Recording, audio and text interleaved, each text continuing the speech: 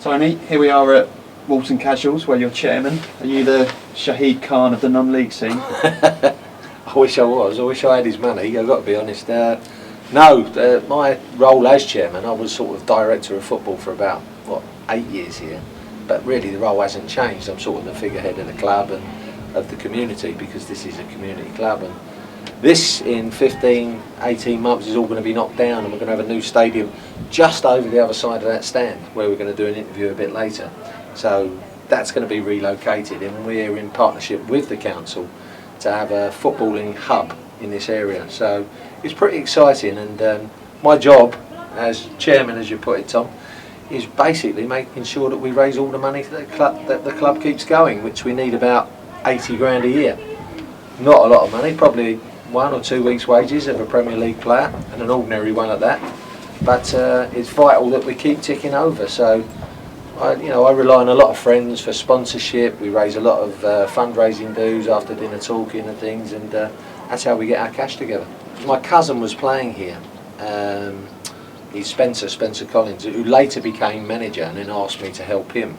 So that's how I became involved here. My son started playing as well, and he still holds the most appearances for the club, although he's retired at the tender age of 29 and now a footballing coach at Millwall.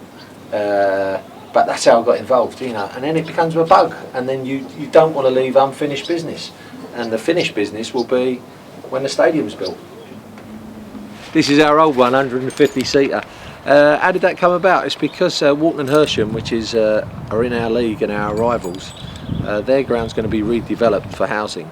So they've got to ground share with us. At the moment there's a court case going on.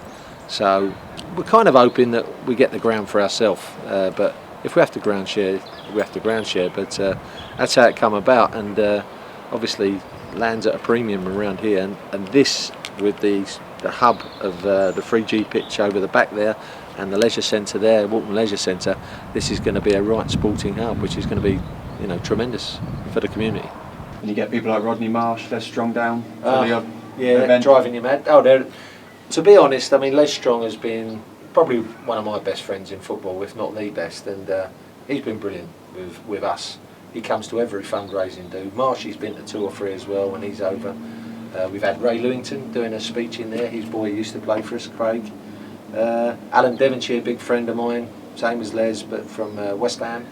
All these people back us, and Tony Cotty, another name, just slinging the names in now, name dropping all over the place, but these are guys that back me and our club, and it's great. Strongy was coaching here with me, which was good. Fulham play pre-season friendlies here. We've had the development squad down in the last 3 seasons. Kit brought them down last season. This season they couldn't do it because of their commitments abroad, and they had some early season fixtures. But obviously the link with Kit is really good, big Fulham favourite, great player at Fulham, and a friend of mine as well. So Kit brought them down last season. Billy McKinley, who was big friends with Ray Lou, he pops down because he's local as well, come to the odd game. And Steve Keane, who you'll all know, he used to pop over here because he only lives down at Weybridge. And things like non-league day, does that help? It did. It was good to see some Fulham fans coming down, because we've done a special offer of the Fulham. If you produced your membership card or season ticket, you got in for nothing. And it was quite funny because one of the guys came in, couldn't believe it was for nothing, and paid twice the amount to come in, £20, because it was non-league day, which was a lovely touch. You mentioned Fulham. It's obviously still a club close to your heart. What were your highlights from your time there? Loads, and it's amazing the way the club's changed, and yet still remains the same place because it's in the same location. But every time I go to Fulham I get a little bit of a tingle. I used to come through the park every day, Putney Bridge station from Pimlico, through Bishop's Park, walk through the park, do all my chores, after training, back, do all the chores, and then leave when it's dark. It's a bit changed now for YTS or apprentices now, but that gives me the tingle going back to Fulham because it's still there.